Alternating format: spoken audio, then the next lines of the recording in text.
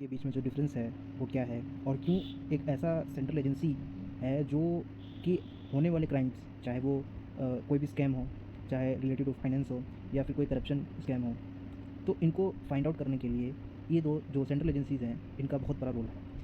अभी रिसेंटली हम देखते हैं कि दिल्ली चीफ मिनिस्टर अरविंद केजरीवाल जी को अरेस्ट कर लिया गया। ईडी ने अरेस्ट किया under PMLA act, prevention of money laundering act 2002। अब prevention of money laundering act के तहत अगर आप कुछ कानूनों को ध्यान में रखेंगे जो ईडी इस्तेमाल करता है, prevention money laundering act 2002 specially लेके आया गया मनी लॉन्ड्रिंग को कर्व करने के लिए, मनी लॉन्ड्रिंग को कर्व करने के लिए, तो इसको मॉनिटर करने के लिए पीएमएल एक्ट लेकर के आ गया।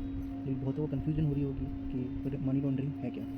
तो आइए हम समझते हैं मनी लॉन्ड्रिंग क्या है। जब हम मनी लॉन्ड्रिंग की बात करते हैं, जैसे लॉन्ड्री में क्या होता है कि आप गंदे कपड़ों को आप डालते हो और साथ में लॉन्ड्री होकर के वो सब साफ़ कपड़ों में आ जाता है, तो ये लॉन्ड्रिंग का काम होता है। इसी तरह मनी लॉन्ड्रिंग में क्या होता है, जो काला धन होता है, ब्लैक मनी उसको किसी तरह वाइट मनी कर दिया जाता है,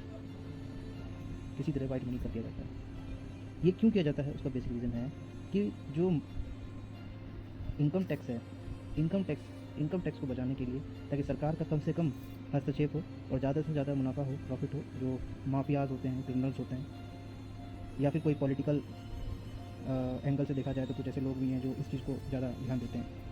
तो इन चीज़ों को ध्यान में अगर रखेंगे तो prevention of money laundering act के तहत जो ईडी है, इन्फोर्समेंट डायरेक्टरेट, वो अपना पावर गेन करती है। बट ईडी किसके अंडर काम करती है, थोड़ा सा समझते हैं।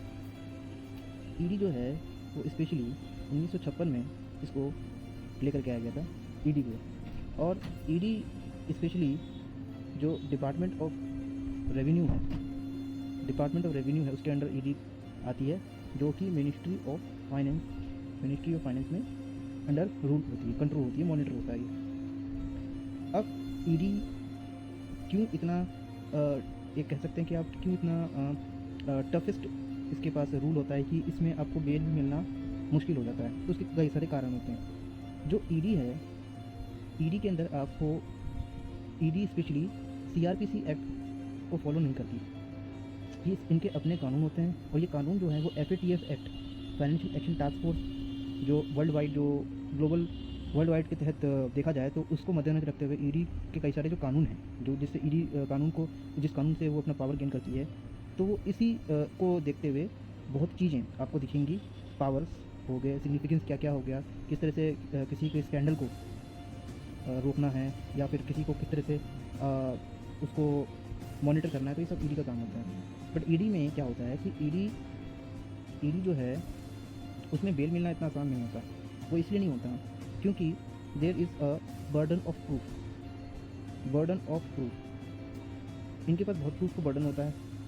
और एक स्टेटमेंट है जो सेक्शन 45 के तहत है कि जो बेल है वो तभी मिल सकती है।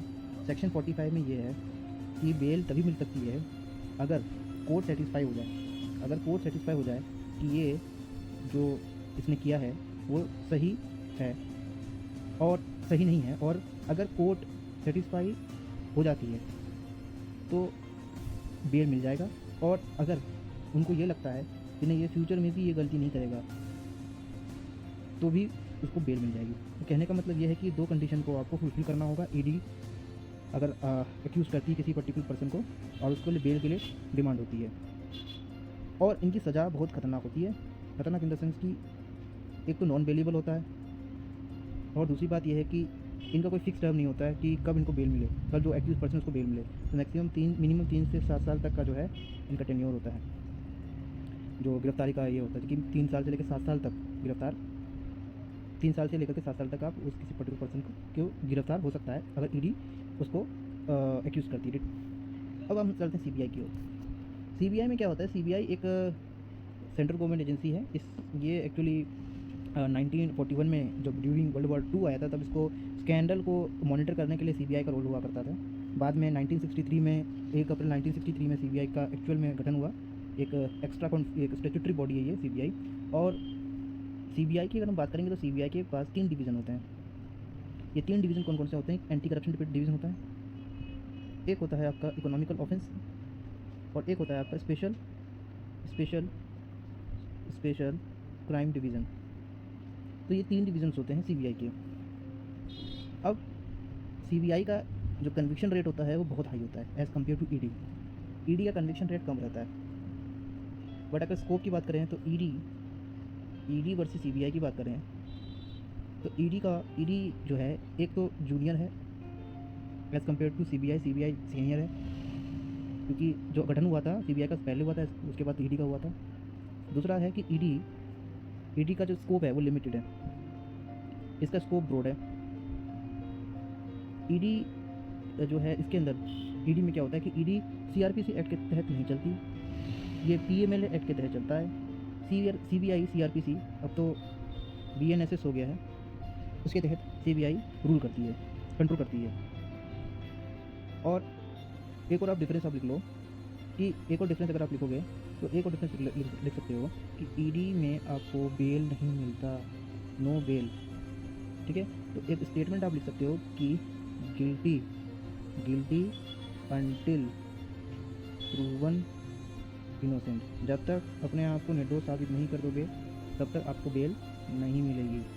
ठीक है, बट अगर आप ईडी की सीबीआई की बात करोगे तो सीबीआई में आपको बेल मिलने का चांस होता है, क्योंकि सीबीआई जो है स्पेशली जो बीएनएसएस है, भारतीय नागरिक संहिता सुरक्षा संहिता, उसके तहत जो है वो उसको डील करती है। तो आई होप आपको समझ में आ गया होगा कि ईडी और सीबीआई का क्या डिफरेंस है और किस तरह से जो है इन दोनों में क्या कौन ज़्यादा इम्पोर्टेंट प्रेफरेंस में रखा जाता है, इसका क्या यूज़ है। तो आपको क्लियर समझ में आ गया होगा। तो थैंक यू।